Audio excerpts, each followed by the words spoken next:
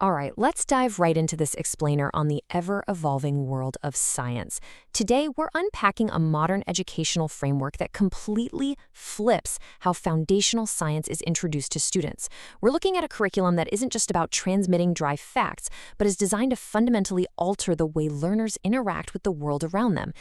Instead of kicking things off with a boring list of topics, the text actually hooks you immediately. It literally calls itself an invitation, a clear call that the world of science covers absolutely everything. We are talking about a massive scale here, folks. Everything from zooming way in on tiny cells inside a single leaf, all the way out to tracking the massive movements of the sun and stars above us. It's entirely about empowering the student to make discoveries for themselves. It's all about how learning takes flight when curiosity leads the way. Think about how a kid watches a butterfly or throws a paper airplane across the yard. That isn't just goofing off, right?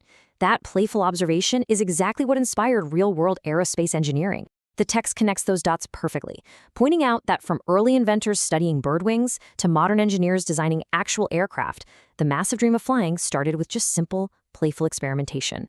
This beautifully sets up this whole idea of the explorer's journey, from those simple, everyday observations to literally soaring discoveries.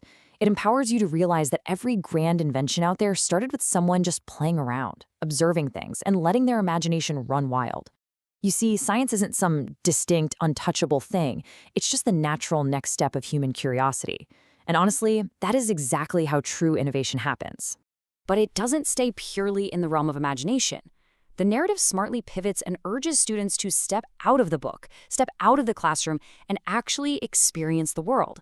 Because, let's face it, context is where theory transforms into actual usable knowledge. These activities aren't just meant to be a fun distraction. They are stepping stones to a much, much deeper understanding of our place on this planet. And that brings us to a really crucial takeaway. Science is deeply tied to our responsibility. It isn't just about discovering cool things. It's about seeing how human activities interlock with the natural world and with society. It shows learners how taking their scientific knowledge can directly address global environmental challenges and help build a sustainable future. It's an incredibly holistic approach. Okay, let's move on to the next big concept, breaking down silos, the interconnected web. This is where the curriculum throws out the old rulebook. Normally, you treat physics, chemistry, and biology as completely isolated subjects. But here, the idea is that they're all part of one big interconnected web. Biological elements, like how lungs work or the structure of teeth, are naturally linked to chemical reactions and setups. You might start out wondering why a certain fruit tastes sour, and bam, suddenly you're deep into the chemistry of acids without even realizing you crossed a traditional academic boundary. Or take a dead flashlight battery, for example. You start there talking about energy and classifying metals. But then that conversation naturally flows into heat flow, which leads to melting ice, and before you know it, you're discussing global Earth sciences, the water cycle, and satellites orbiting the planet. The progression is just incredibly seamless. It builds this amazing sense of scale through everyday wonders.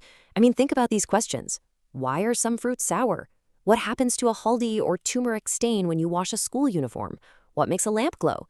It starts with the mundane chemistry of doing laundry and steps all the way up to the cosmic physics of how Earth and moon shadows cause eclipses. It proves that the exact same scientific mindset applies to a stained shirt as it does to the cosmos. Which brings us to Activity 1.1. Question the answer. This is absolutely my favorite part, and it flips the traditional educational script entirely on its head. Usually, the traditional model of school is you get a question, and your job is to spit back an answer, right?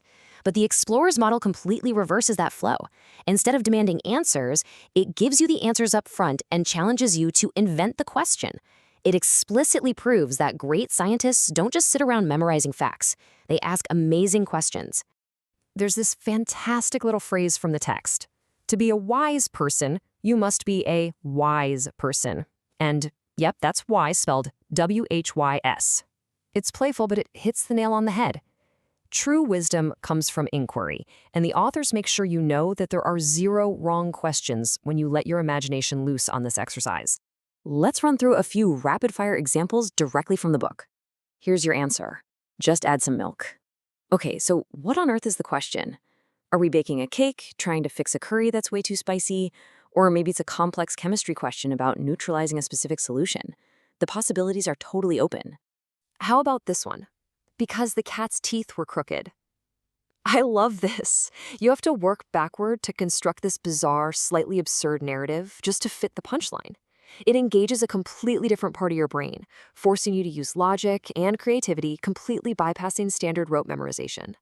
It even throws in some pretty witty pop culture references to keep things fresh. Don't panic, I have my towel.